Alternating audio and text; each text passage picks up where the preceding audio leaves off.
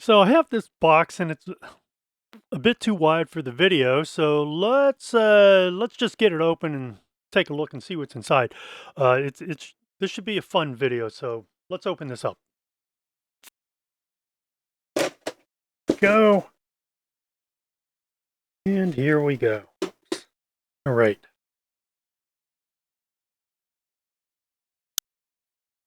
So as you can see, this is Vivitar Series 1. The bag is a bit beat up, I would say, but let, let's check out and see what's inside and see what kind of condition this is in.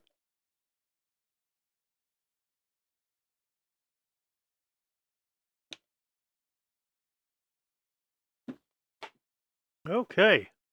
Wow, that dropped a lot of debris on here. So this is a Series 1, and what's it say? We are. It's a 500 millimeter telephoto lens. The focus is a little bit, the focusing action is a little grindy. Grind? It grinds a little bit. It grinds somewhat down here. This lens uses a preset aperture. In this case, there are two aperture rings. The front ring is used to select the aperture, and the rear ring opens the aperture for focusing and then closes the aperture for taking your photograph. And the aperture range runs from f8 to f32. All right. So here's the aperture open, and there it closes. Let's try from this side. Maybe it'll be a bit easier to see. Ah, yes, there you go. It has a tripod mount, so that's good. So this would have been released after that first group of Series 1 lenses. They came on the market in the 1970s. Those were very well thought of. I would say that by the time this was released, the Series 1 name and reputation had been diluted somewhat. They put it on so many things, it no longer had the same cachet. Let's use that expression. And it's sort of like by the fifth Rocky sequel, you know, you weren't expecting a really great story. This will give us the opportunity to do a couple things, and one is we're going to be able to look at this and compare it with two other lenses. So let's get those lenses out right now. The first was that mirror lens that I reviewed in a different video, and here it is. This is the clear view mirror lens. You know what's going to be interesting? I think I can use this mount. I think this is a T-mount on the back of this lens. Yes. So I can just use this to then mount to a 42 millimeter adapter. And then with the 42 millimeter adapter, I can just mount that to any camera. Or I can mount it to a Sony digital camera. Not any camera. Let's mount it to a Sony digital camera. So anyway, we have this lens, and it came with its own lens hood. I was only mildly impressed with the performance of this lens, the mirror lens. I thought it was okay, but not great. Since that wants to roll off the table, let's put it here. Put it off to the side. In the meantime, I bought this, which is the official Nikkor brand 500 millimeter mirror lens, otherwise known as a catadioptric. I expect the performance of this lens to be far superior to either of these. Its lenses always had a reputation for optical excellence, and I would expect no different with this. This lens also comes with its own tripod foot and has a good bit of weight to it. So let's first clean up all this debris left over from this. From the bag the Series 1 lens arrived in, and let's do a weigh-in real quickly. It's been a while since I've weighed the original mirror lens, so let's just start over from scratch. And we'll leave the hood on because that's how I use it. This lens weighs 1 pound, 2.7 ounces, or we could say 1 pound, 3 ounces if we want to round upward. Now I'm going to remove that T-mount adapter.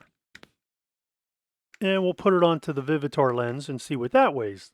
No, you know what? In fact, let's do mirror to mirror. Let's weigh this lens.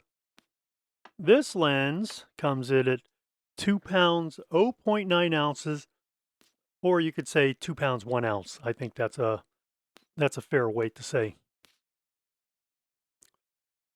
So quite a bit more. No surprise. I think you would expect a Nikkor lens to have significant weight to it. So no surprise. This one feels lightweight. Let's see how lightweight it is. So this was 2 pounds, 1 ounce. This is 1 pound, 8.8 ounces, just slightly more than 1.5 pounds. So lightest, medium, heavyweight. So I think the next thing that we have to do is we have to take all these, mount them to a camera. I'm going to mount them to the Sony A7, A7 II. It's a full frame digital. And we are going to take some photos and see how each of them perform. My guess is this one's going to perform average. This one will be better, and this one will be best. But let's take some photos.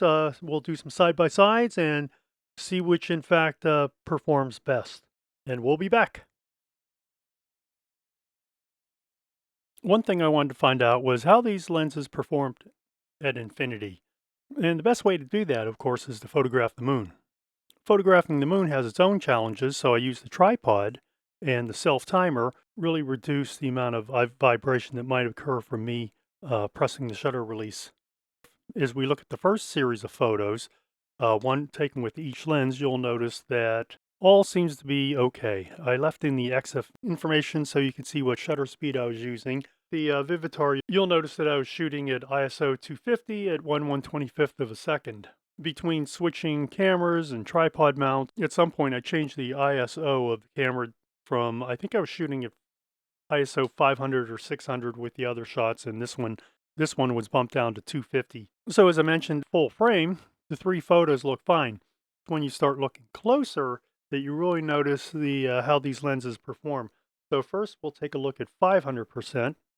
It'll be pretty clear that the clear view just isn't up to snuff. So the Nikkor, things are looking pretty sharp, and even the Vivitar has performed very well in this photograph.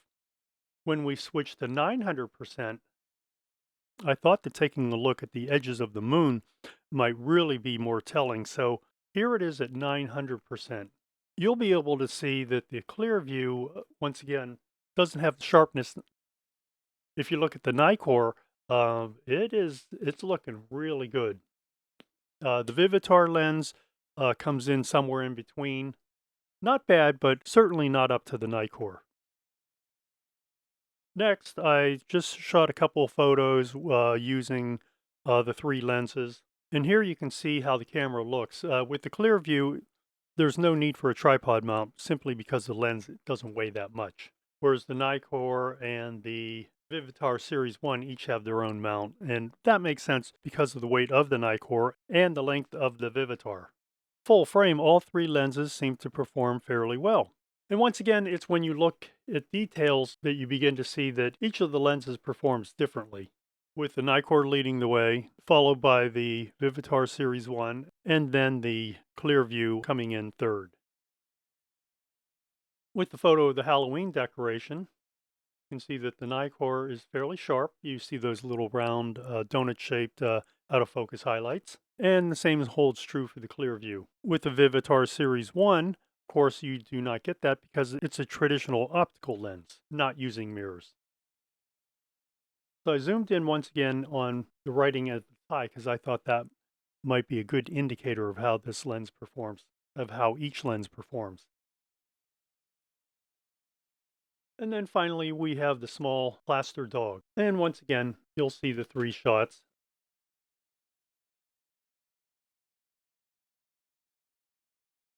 And you can see that the clear view just doesn't provide a sharp image as the other two lenses.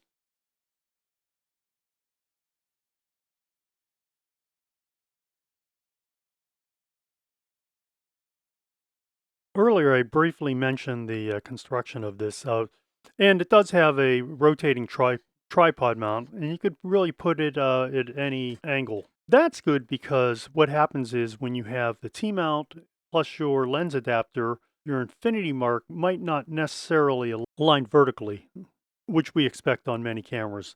So it does allow you to mount the camera so the camera itself is horizontal. I believe with this lens and the T-mount adapter and the 42 millimeter adapter and the 42 millimeter to Sony NEX or E-mount adapter, the infinity mark was offset a bit. That wasn't really a problem. This has click stops for the aperture. And of course, you're free to set the aperture at any spot in between. Here you have a small depth of field scale. And as you notice, here's your close focus distance of 35 feet. And it focuses slightly under that, roughly under 9 meters, which is going to be about 20, well, it's not really, just shy of 10 meters, so that's going to be roughly 30 feet.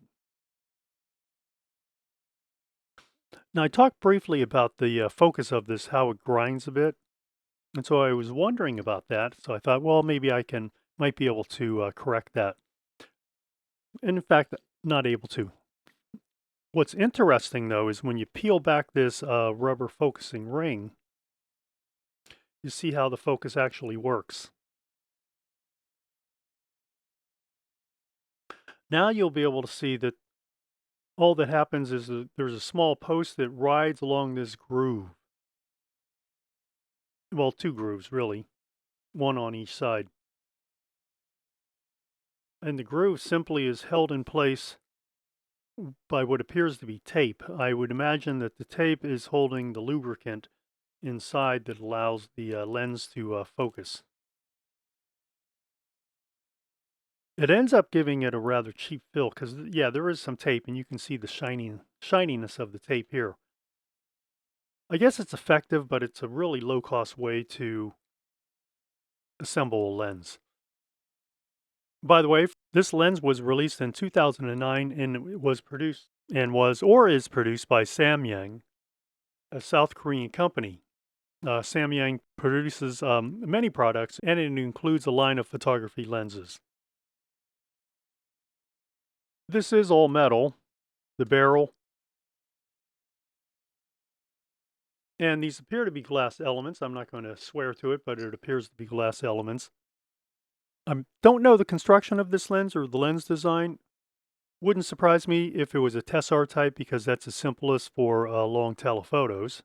You don't necessarily need a highly complicated lens design for a fixed focal length telephoto lens. I have a PDF of the instruction manual for this lens, and I'll link it in the comments below. Today, this lens sells new for anywhere from $80 to $100, depending on where you're buying from. Some of the kits will include a lens shade, and I always highly recommend that. I don't know the filter size on this; it's not noted. I'm going to guess somewhere between 67 and 72 millimeters. Now, like other long telephotos, this also appears to focus past infinity. There's no actual infinity mark on here, but I would expect it to focus slightly past infinity. And once again, lenses focus past infinity to allow for expansion and contraction in different weather and shooting conditions. So what's my thought on this lens? As I mentioned, I paid about $25 for it, and I thought it was a pretty good deal. And at $25, I think this lens performs pretty well. Obviously, it comes in short of the performance of the Nikkor, but overall not too bad. Even at $80, which is the new price, I think this lens probably is a pretty decent performer. 500 millimeters for general purpose photography isn't going to be that useful. And with a close focus distance of maybe 30 feet or so, it does limit your options. I'm still not real big on this being called a Series 1. However, by the time this was released in, 2009, the Series 1 name had been diminished quite a bit and no longer meant the same as when the Series 1 lenses were first released in the mid-1970s. And that's just not me being a curmudgeon. I think that's actual fact. And that's my look at the Vivitar Series 1 500mm super telephoto lens.